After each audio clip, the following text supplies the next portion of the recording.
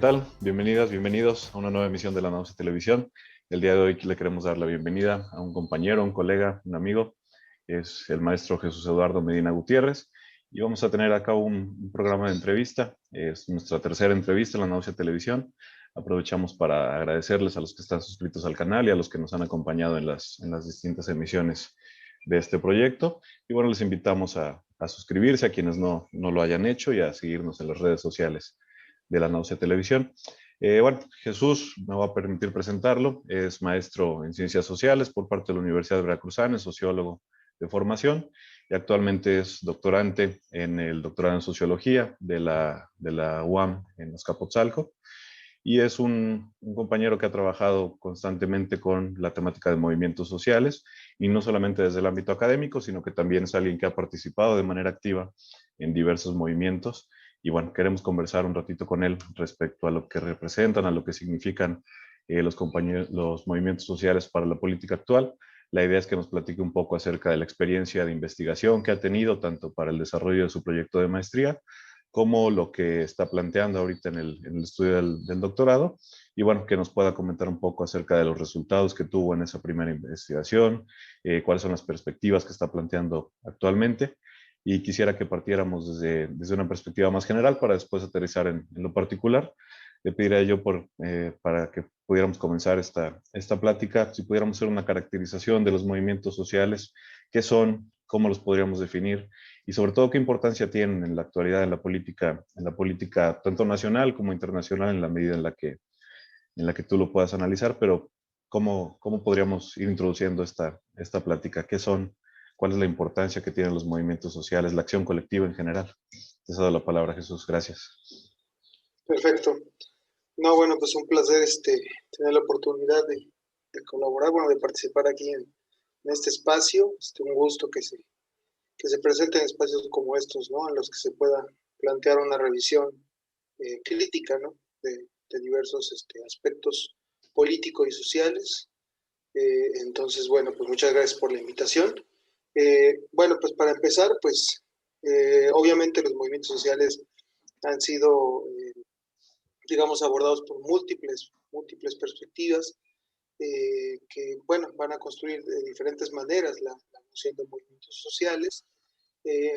Particularmente yo, adscribiéndome un poco más a la teoría de la movilización de recursos, pero también desde una perspectiva crítica, con una concatenación del enfoque marxista a partir de Gramsci.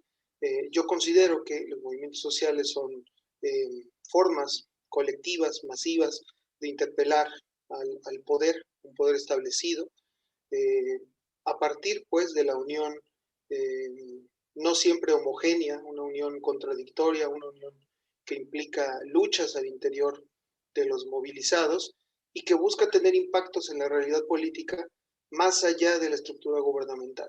Es decir, más allá de algunos enfoques que atienden a los impactos que los movimientos sociales logran tener en la estructura gubernamental, es decir, quitar un presidente, poner un presidente, cambiar una ley. Considero que es muy importante tomar en cuenta que los movimientos sociales buscan también interpelar el discurso político, la construcción de una realidad política. Es decir, van a criticar a los enemigos, sean entendidos como un presidente, sean entendidos como otros individuos del aparato gubernamental, o sea, como sistema, o sea, como una idea más general y más abstracta del poder.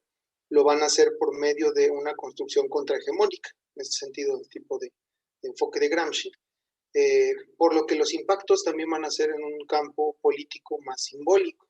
Es decir, los movimientos sociales en este sentido tienen una importancia central para entender las relaciones políticas y de determinado momento, puesto que van a impactar en dimensiones muy diferentes. Pueden impactar directamente en la construcción de un modelo político, pero también en las relaciones sociales de los individuos, ¿no? Hemos visto que últimamente los movimientos sociales han atendido también a cuestiones culturales, ¿no? Una forma de entender las relaciones sociales más allá de cuestiones económicas, una forma de entender, podríamos decir, el zeitgeist, ¿no? del momento. Entonces creo que su importancia es mucha para entender la realidad social, porque como lo señalaba, atienden a diferentes dimensiones sociales. Lo hemos visto con los últimos movimientos que atienden muchas cuestiones identitarias, ¿no? Son espacios también de conformación de relaciones sociales al interior de estos procesos de movilización. En ese sentido, considero que los movimientos sociales son una de las formas principales de acción colectiva, ¿no? ¿Por qué? Porque por sus propias características, tanto en cuanto a extensión temporal como a tamaño de movilización, de participación social, pues llegan a tener más repercusiones, por ejemplo, que una protesta, ¿no? O que un grupo de protestas, o incluso también que otras formas políticas más institucionales, ¿no? Una elección, por ejemplo, el papel de los actores es muy diferente al que llegan a tener dentro de los movimientos sociales, ¿no? Sí, gracias. Pienso un poco ahorita que comentas esta situación precisamente en esa tipología que hace Wallerstein al respecto de los distintos tipos de acción colectiva y de participación social. Digamos, él lo que hace es básicamente decir que los movimientos sociales antes de la década de los 70 van por una parte más asociados a movimientos sindicales de este tipo y por otra parte a movimientos de liberación nacional. Y precisamente después de los 70 hay esta transformación o esta deriva hacia no pensarlos nada más en el aspecto cultural, sino precisamente a la dimensión simbólica que tienen los movimientos sociales, lo que llaman movimientos antisistémicos, y que precisamente hay un cambio en ese sentido, tanto para la organización hacia adentro de los propios movimientos sociales, como en la manera en la que se relacionan con el resto de la sociedad, en términos precisamente de esa política institucional que, como bien dices, pues muchas veces tiene ciertas limitaciones bastante importantes y que los movimientos sociales abren precisamente el campo de participación hacia otras áreas, hacia otros sectores que normalmente están marginados. Si pensamos, por ejemplo, simple y sencillamente en el caso de un proceso electoral, que es el que tenemos en ciernes aquí para el caso mexicano. Quisiera que nos adentráramos un poquito a la cuestión teórica y después pasar a la cuestión práctica precisamente de tus investigaciones. Me llama la atención ahorita que comentas precisamente esta recuperación de Gramsci, del enfoque de la hegemonía.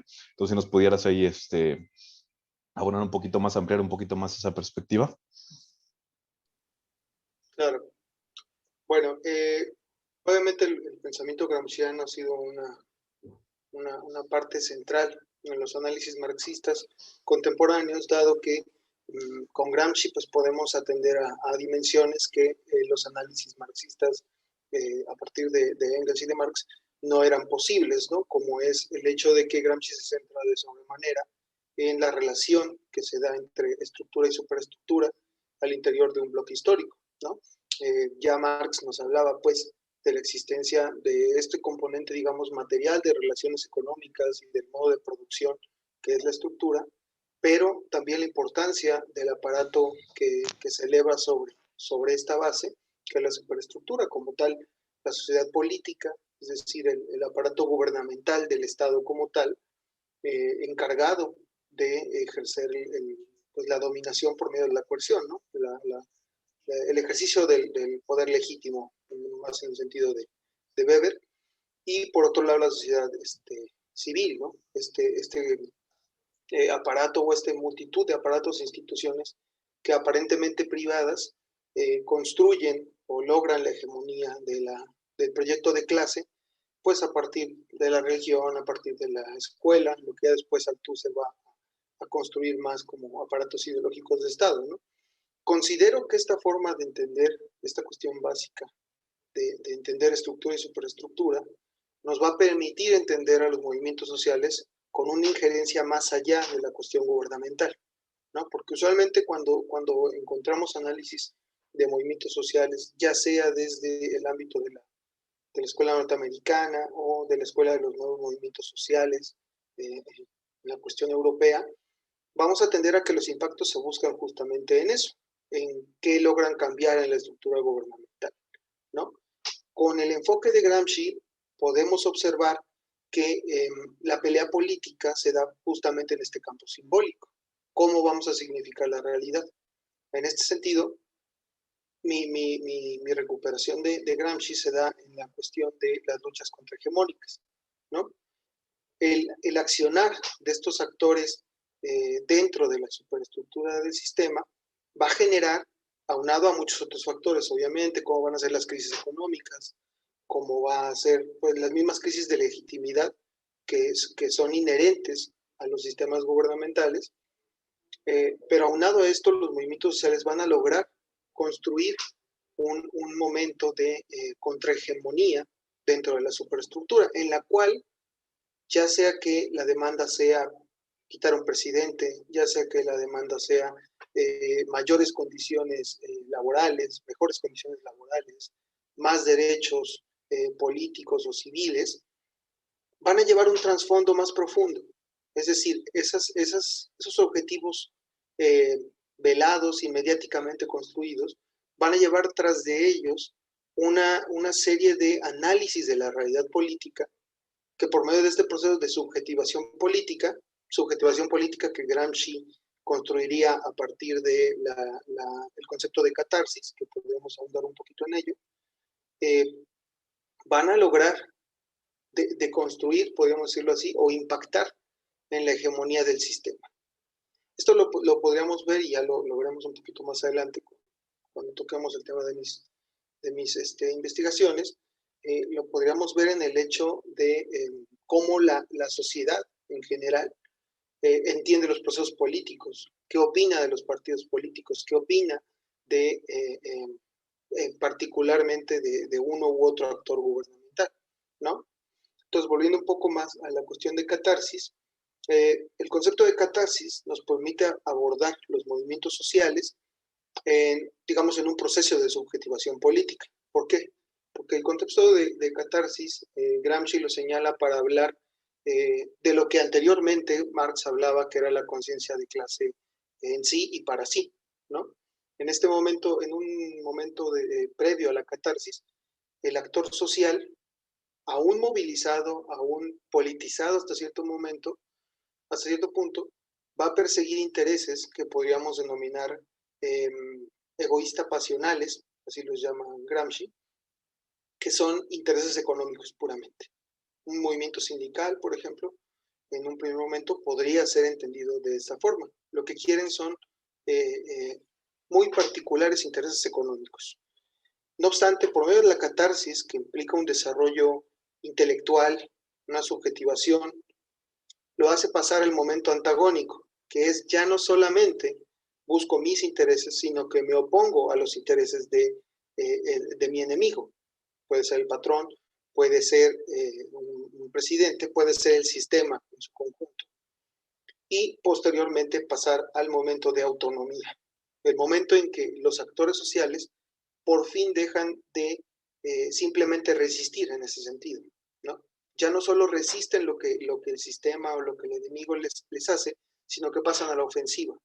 Construyen un proyecto político diferente y unificado que los permita sobrepasar los primeros intereses. Este momento, Gramsci lo llama el momento ético, en el cual ya hay como tal una construcción de conciencia para sí, por parte de estos actores.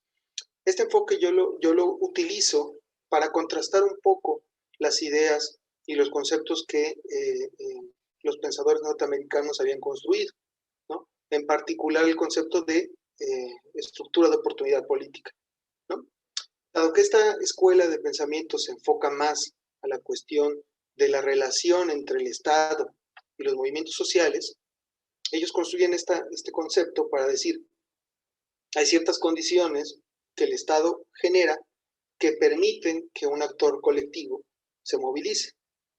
No obstante, estas condiciones ellos las llaman a partir de la lógica democrática, es decir, oportunidades de movilización, seguridad para los movilizados, capacidad para lograr sus fines, ¿no?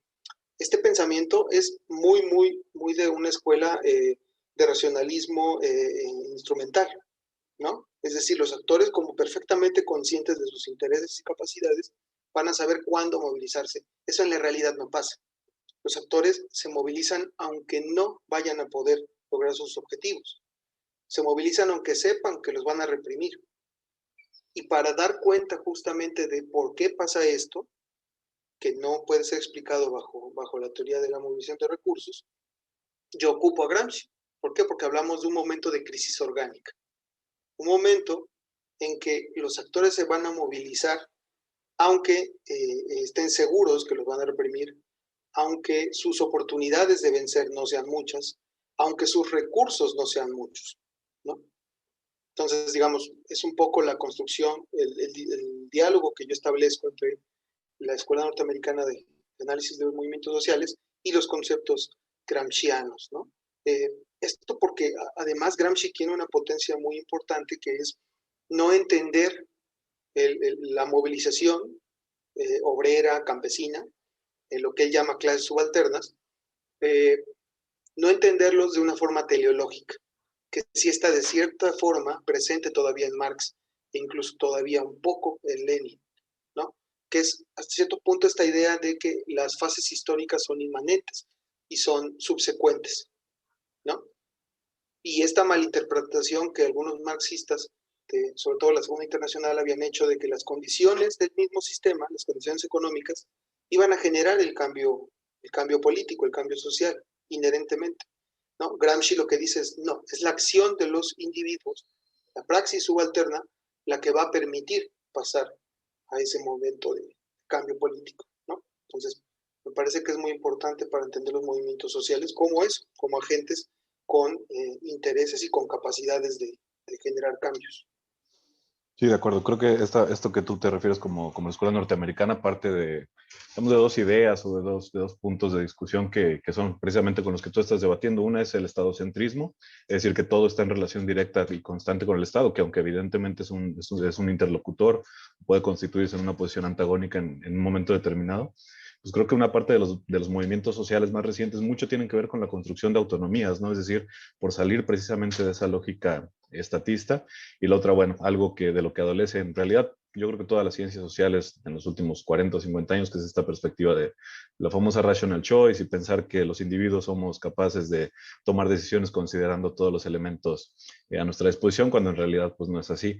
A mí me parece interesante esta recuperación de la lectura que haces de Gramsci y lo voy a enlazar aquí un poquito aquí ya con tu trabajo de maestría en términos de lo que pasa después de los 70, después de los 80, con la consideración con el surgimiento y consolidación del modelo neoliberal, que yo siempre he dicho que independientemente de lo que deshace el modelo neoliberal en términos de instituciones, del estado de bienestar y demás, pues también construye ciertas subjetividades y una de esas subjetividades es precisamente esto que tú referías, por ejemplo, cuando dices de los intereses de un partido político o de una organización sindical que son inmediatos, que son solamente en términos de conseguir un beneficio inmediato en términos económicos y precisamente la articulación de ciertas formas de conciencia si pensamos que pues esos movimientos sindicales han estado descompuestos por 30 o 40 años, ya sea cooptados por las instituciones estatales o a fuerza de quitar prerrogativas a los trabajadores y demás, pues ya no son los movimientos sindicales los que eran hace 40 o 50 años, entonces tenemos clases sociales más atomizadas o individuos más atomizados, donde precisamente la construcción de una hegemonía, de una propuesta de carácter simbólico es importante para poder generar a partir de ello una alternativa a los sistemas de participación política, si consideramos precisamente que ya no hay estas unidades homogéneas en las que pensaba Marx a lo mejor hace 150 años, y ya ni siquiera hablemos de esas organizaciones sindicales que se pudieron construir durante el estado de bienestar. Pero bueno, a partir de ese cambio al modelo neoliberal, yo entiendo que la propuesta del análisis que tú haces en la investigación de maestría parte precisamente de identificar ciertas consideraciones dentro de lo que tú denominas un ciclo histórico y analizar ciertos movimientos. Tu trabajo de maestría se ciñó a estudiar un periodo muy concreto, que es el del sexenio de Peña Nieto, si no estoy mal en el que analizas tres movimientos que yo creo que han sido fundamentales para comprender la historia de México, la historia reciente de nuestro país, y que en buena medida explican lo que está pasando actualmente, que son el movimiento antiimposición, que es como una ampliación de eso que empezó como el Yo Soy 132, el movimiento magisterial que se da a partir de la propuesta de reforma educativa, que es también una de las reformas estructurales, entre comillas, más significativas de los últimos sexenios, y lo que pasa después de la desaparición y de los 43 de Ayotzinapa. Entonces, bueno, te pediría aquí que nos platicaras un poquito cuál es la relación que tú haces, precisamente por qué plantear la existencia de un ciclo histórico, cómo se relaciona esto con la profundización del neoliberalismo y de sus políticas, y bueno, tus hallazgos de investigación en esa primera fase. Bueno, sí, como lo señalabas, me centro en este tipo de análisis para este periodo porque considero que es muy importante para entender la realidad política actual, ¿no? Yo parto primero del concepto de ciclo de protesta, que es un concepto de la escuela norteamericana, particular a partir de Sidney Tarrow, que es quien más lo desarrolla. Este concepto atiende a que en determinados momentos históricos hay fases de intensificación de la movilización, bueno, de la acción colectiva, que van a incluir, digamos, una dispersión de la actividad política de los actores más movilizados a los menos movilizados. Esto yo lo hablo a partir de la dicotomía entre movimiento orgánico y movimiento coyuntural, ¿no? Quienes ya están movilizados permanentemente y quienes solo lo hacen por momentos determinados. También se da una innovación en las formas de organización y los repertorios de protesta, y también se da, digamos, una politización al interior muy importante, ¿no? Tarrow señala que estos procesos pueden terminar de varias formas, pueden terminar en una reforma, pueden terminar en la represión y la finalización del ciclo, o pueden terminar en un proceso pues más de revolución, ¿no? No en un término propiamente marxista, pero sí un cambio más profundo y radical. Yo considero que para 2012-2016, que es el periodo que yo estipulo, podemos hablar de un ciclo de protesta, puesto que, digamos, son 4 años en los que tenemos una movilización prácticamente permanente, sobre todo en algunos espacios particulares, focos rojos del conflicto social en México históricamente, como va a ser Guerrero, como va a ser Oaxaca, como va a ser Chiapas.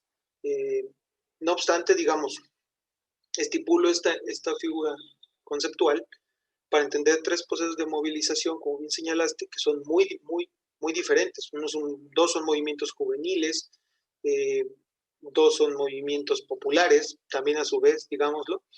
Y este tipo de conexiones las podemos ver en muchos trabajos actualmente. Algunos analizan Sección 32 con Ayotzinapa, por la cuestión juvenil, ¿no? Como ya lo hizo uno de los compañeros que estuvo aquí presente. Otros analizan el movimiento por Ayotzinapa y el movimiento magisterial, porque tienen unas conexiones populares muy importantes en Oaxaca y en Guerrero. Entonces, yo considero que hay un eje común en estos 3 movimientos, primero por sus características. Es decir, más allá de que de 2012 a 2016 hubo una multitud de acciones colectivas, entre las que podemos encontrar levantamientos armados, creación de policías comunitarias, creación de grupos de defensa, autodefensas, y diversas protestas más, como posteriormente va a ser la protesta contra el gasolinazo. Considero que estos 3 movimientos son particularmente importantes. ¿Por qué? Porque son de alcance nacional, tienen una expresión prácticamente en todo el país, son masivos, ninguna otra movilización se puede comparar con las marchas, con las protestas del 132, del movimiento magisterial y del movimiento por Ayotzinapa.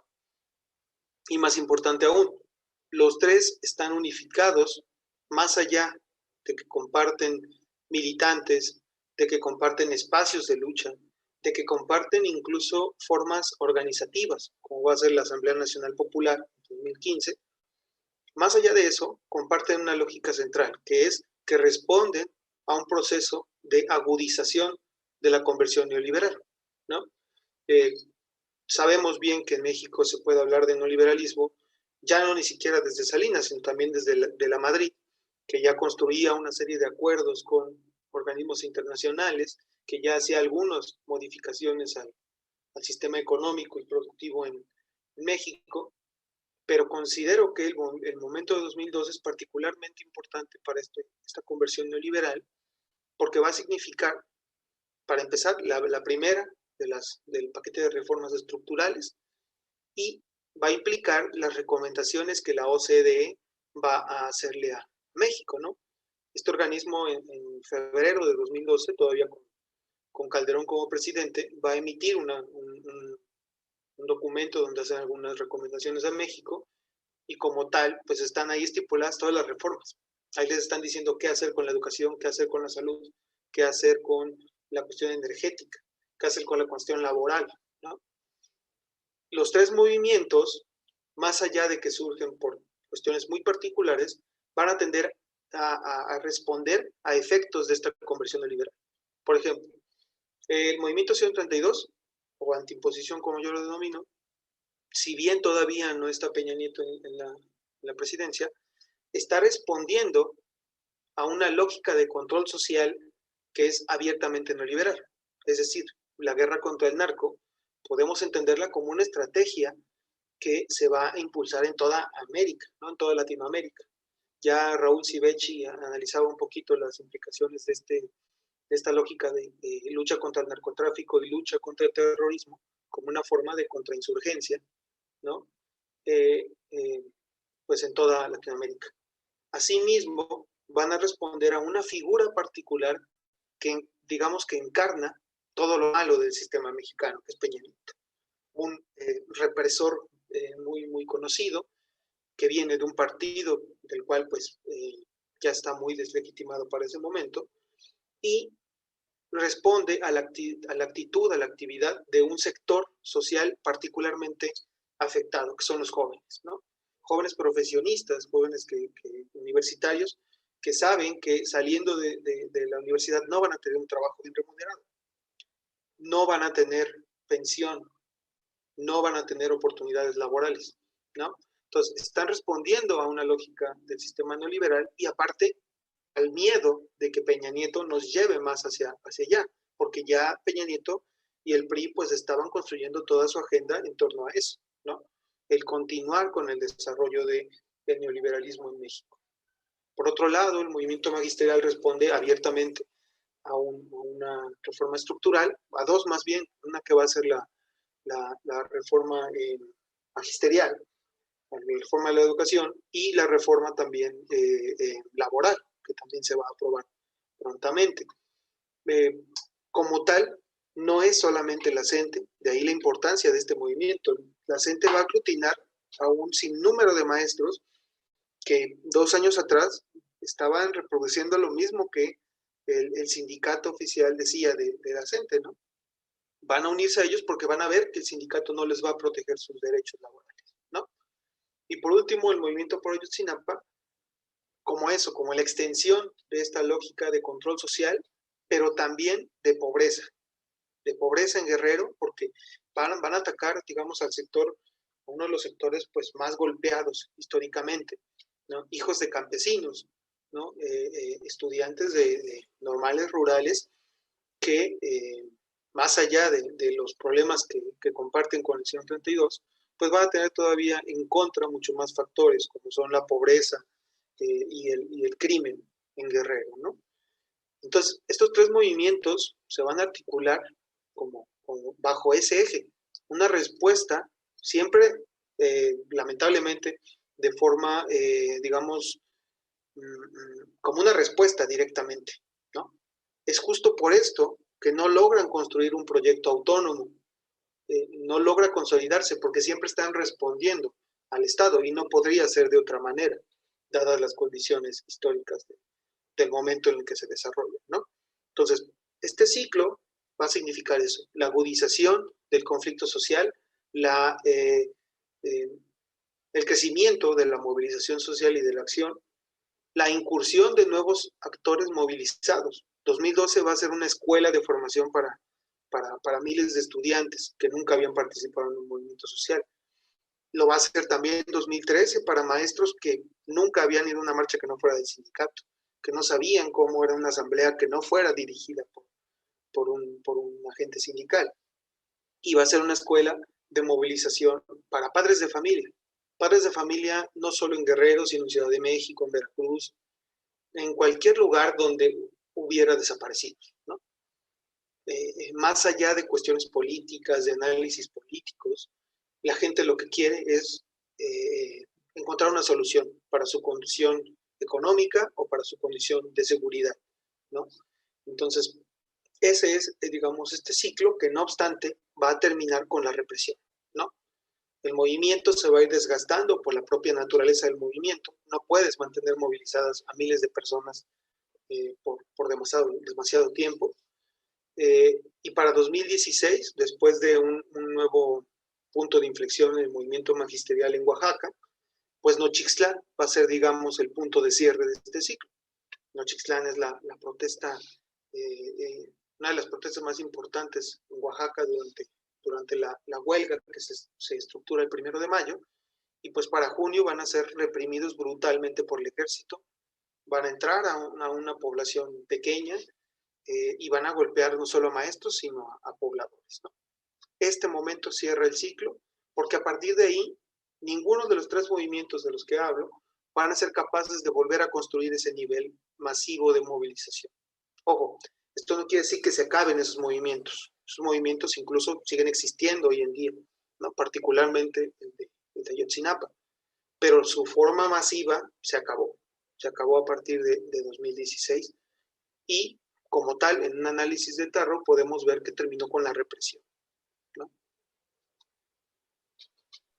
Sí, de acuerdo. Y me llama la atención, recuperando un poquito lo que comentábamos hace ratito respecto a la perspectiva que recuperas de Gramsci, como precisamente, y como bien comentas, pues los tres vienen, digamos, los tres movimientos, si bien evidentemente se dan en distintas coyunturas o responden a cuestiones muy concretas, pues los tres vienen de un mismo proceso de precarización en su sentido más amplio, ¿no? Pienso, por ejemplo, ahorita que comentabas, que describías, grosso modo, estos tres movimientos, hablábamos en un programa anterior de la educación y decíamos, pues solamente hay 100,000 100,000 estudiantes en normales públicas al día de hoy. Y de esos de normales rurales debe haber poquísimos, precisamente porque ha venido continuamente un proceso de golpeteo constante a ese tipo de instituciones que para bien o para mal, pues son las que han mantenido a flote muchas comunidades y demás. Pienso también, me tocó vivir de cerca relativamente el movimiento magisterial y como bien comentas, fue significativo en la medida en que de inmediato los sindicatos, estas agrupaciones tradicionales, se vieron completamente rebasadas. Entonces, precisamente, ¿cómo se articulan esos, por un lado, esos procesos de precarización? Porque veníamos ya de una reforma a los sistemas de pensiones y demás, todo eso que se vino profundizando con Calderón, y que precisamente en el sexenio de Peña Nieto pues llegan las reformas ya más armadas y más grandes en términos de la reforma energética, la magisterial, etcétera, y cómo confluyen esas realidades y precisamente cómo se puede amalgamar, digamos, si pensamos tan solo en el sector magisterial que es tan diverso y tan heterogéneo, cómo se puede amalgamar una especie de conciencia, no sé si decir una conciencia de clase, pero sí una conciencia al menos en términos más inmediatos de, pues de defender o de plantear ciertos intereses ahí. Me parece fundamental precisamente reconocer esto de cómo se da el surgimiento y cómo durante esos 4 años, cuando menos, pues tenemos, yo creo que los periodos de movilización más importantes para la historia reciente de México, salvo evidentemente la incorporación del movimiento feminista en el último par de años, que es una constante igual no solamente para México, sino para muchos países de América Latina y del mundo incluso. Pero bueno, me parece importante esa reflexión. Quisiera que lleváramos un poquito para ir cerrando y no extendernos demasiado. ¿Cómo estás planteando entiendo que estás siguiendo obviamente esa línea de estudio sobre los movimientos sociales, sobre la acción colectiva? ¿Cómo lo estás planteando ahora hacia la nueva investigación en el doctorado? Entiendo que estás utilizando ahora la categoría de cambio social y eso lo articularíamos hacia el final de la entrevista para que analizáramos un poquito pues, la política actual y la pregunta inevitable por Morena y la Cuarta Transformación. Pero bueno, hablando un poquito de cosas que nos interesan más, ¿cómo planteas la investigación para los próximos 4 años ahí en el doctorado? Bueno, siguiendo esta lógica, digamos, ahondé un poquito en las características de los movimientos, en su desenlace, en todos estos ejes que lo unificaban. Ahora considero que una parte importante sería entender cómo esto se relaciona pues, con lo que estamos viviendo actualmente. Entonces yo lo que estoy planteando es como tal la injerencia que los movimientos sociales al interior del ciclo logran tener en la realidad política mexicana. Y esto lo analizo con un caso muy particular que va a ser pues como tal la transición electoral, que significa la llegada de Andrés Manuel López Obrador a la presidencia en 2018. Yo lo que estoy planteando aquí es que como tal, este fenómeno que es la transición electoral, no la podemos entender solamente por la cuestión electoral propiamente, es decir, por las capacidades de Morena y las capacidades discursivas y las características de Andrés Manuel López Obrador. Esto atiende a los impactos que los movimientos sociales logran tener.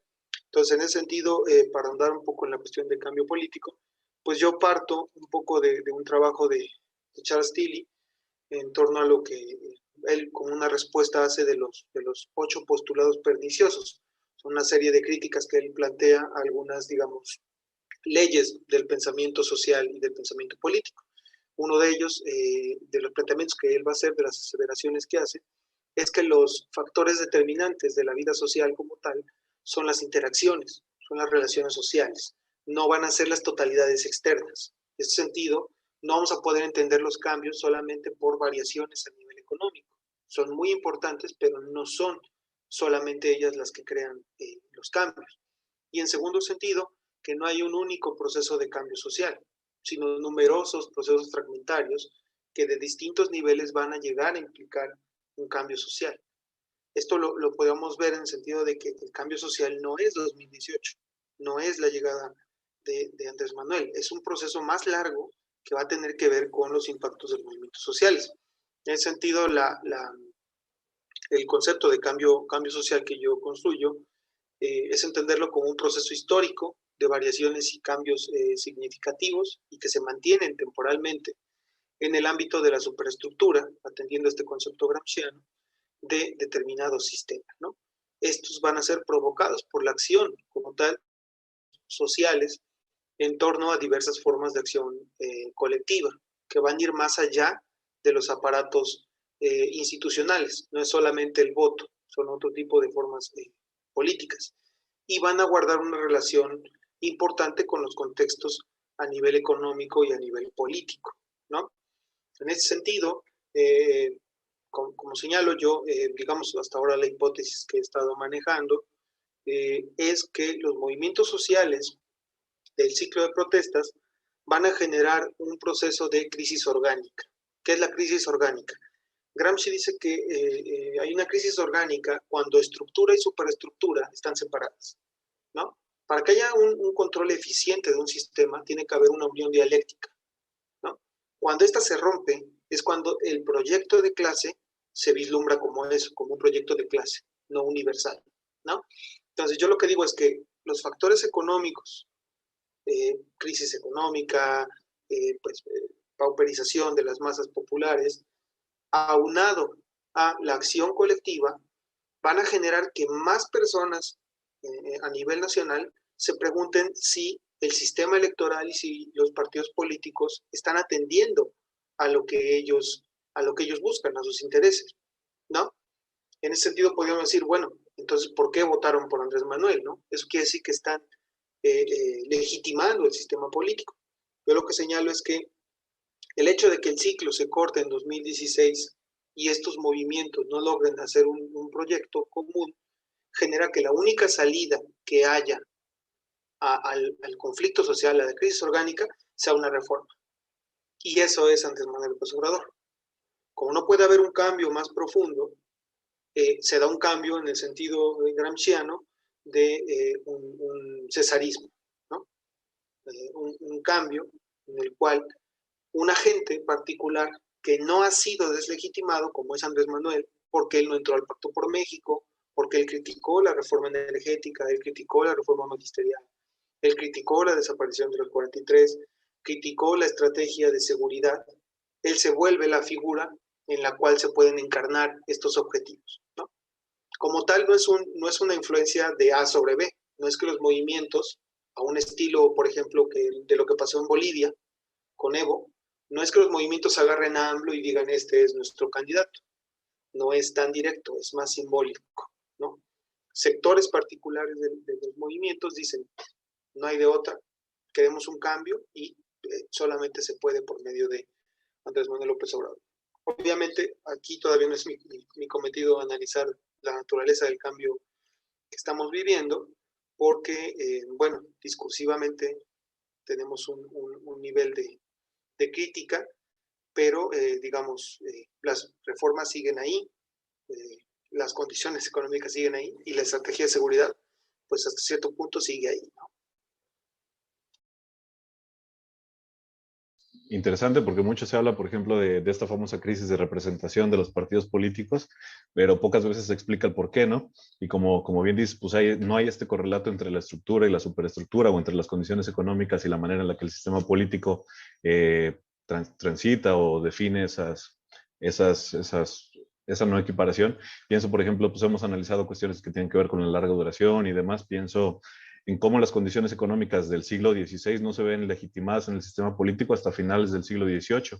Es decir, esa transición del feudalismo al capitalismo tarda 2 siglos precisamente en acomodar los procesos, por un lado, estructurales de explotación económica y por otro lado, políticos con esta democracia que nosotros, pues desde la Revolución Francesa, entendemos como una democracia liberal o electoral de representación.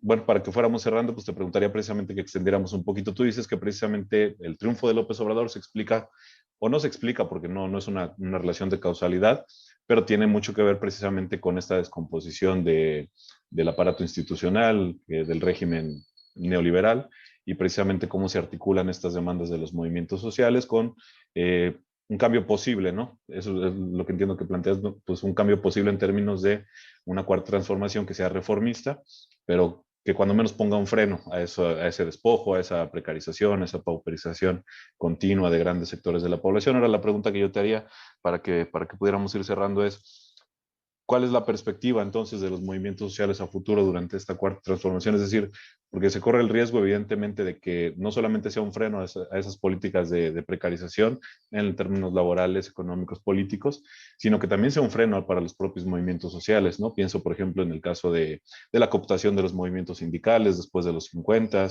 pienso pues en el famoso keynesianismo y el estado de bienestar, lo que conlleva precisamente para detener un momento de crisis, tanto política como económica, y seguir reproduciendo ciertas condiciones. Entonces, ¿cuál es la relación, ya digamos en términos más concretos, más inmediatos, que se puede dar entre los movimientos sociales y la cuarta transformación para el periodo que le queda y a futuro? Pues amanecimos el día de hoy, que estamos grabando en 7 de febrero, con el Palacio Nacional cercado, ¿no?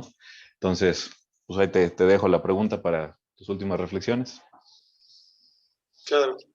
No, bueno, creo que la caracterización general que podemos hacer de las implicaciones que tiene el momento actual para los movimientos sociales es, como tal, desmovilización y represión, ¿no?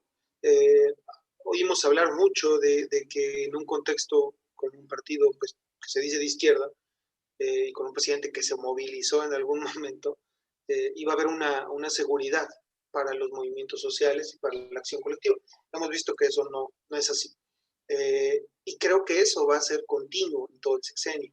Ahora, el problema aquí no es solamente la lógica de represión que el sistema tiene sobre los agentes. Eso ha sido algo continuo en la política mexicana. Creo que aquí más bien tiene que ver con la lógica justamente de la desmovilización a partir de romper la contrahegemonía, ¿no? En el sexenio de Peña Nieto, creo que una de las cuestiones más importantes que vivimos fue que se logró legitimar hasta cierto punto las movilizaciones sociales.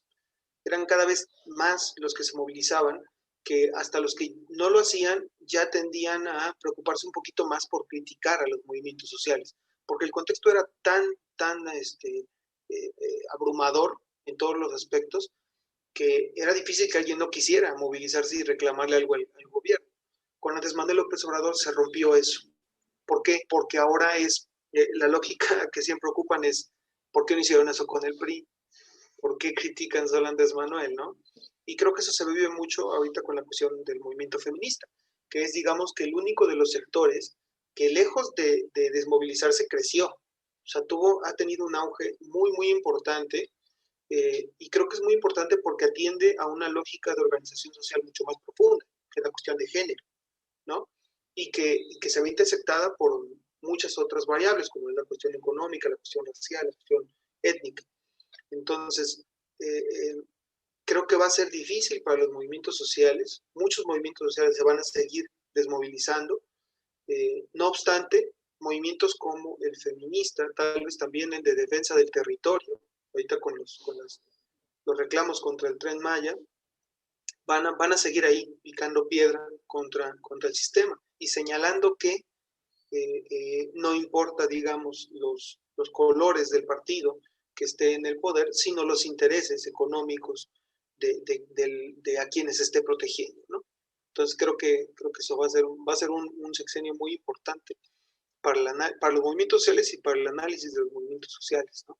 Veremos cómo nos va y bueno, veremos si este tipo de prácticas como amurallarse, ¿no?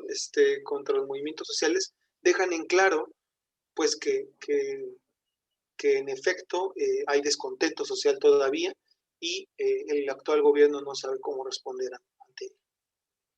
Sí, de acuerdo, y como decías hace rato, pues las condiciones para que surjan este tipo de movimientos pues siguen estando presentes, ¿no?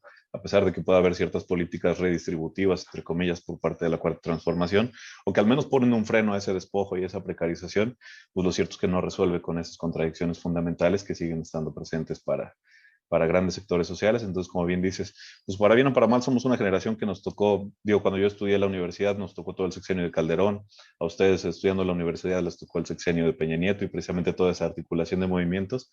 Pues bueno, creo que nos tocaron tiempos interesantes, cuando menos para el análisis, para ver si se puede dar una construcción de la política, entendida, como siempre lo he dicho yo, en su sentido más amplio, no nada más la política institucional, que bueno, para bien o para mal, pues creo que estamos más politizados de lo que pudieron haber estado generaciones anteriores, relativamente, no es lo mismo que la generación del 68, por ejemplo, pero precisamente esta articulación de movimientos que hemos visto irrumpiendo en la vida política cada vez de manera más cotidiana, pues ha servido cuando menos para generar la conciencia de que hay algo ahí, ¿no? Que se puede organizar por fuera de esas instituciones tradicionales, de los partidos, de los sindicatos, y bueno, pues seguirles poniendo un ojo y como bien dices, seguir analizando la profundización. Es difícil analizar los movimientos sociales en los tiempos de la 4T cuando hay un discurso estigmatizador constante por parte pues, de quien detenta ese cargo, pero pues no dejan de ser movimientos importantes y que hay que seguir analizando. Te quiero agradecer, Jesús, por tu participación en este programa, con el compromiso de que nos actualices dentro de poco sobre tu trabajo de investigación y también que nos acompañes por ahí en alguna mesa de análisis para que te integres también al equipo de la Nauce TV. Gracias, Jesús, y estamos por acá en contacto. Les agradecemos a todos los que nos acompañaron en esta entrevista. Les recordamos suscribirse de nuevo a quienes no lo hayan hecho y compartir el contenido del canal, y estamos por aquí pronto. Gracias. Gracias, saludos.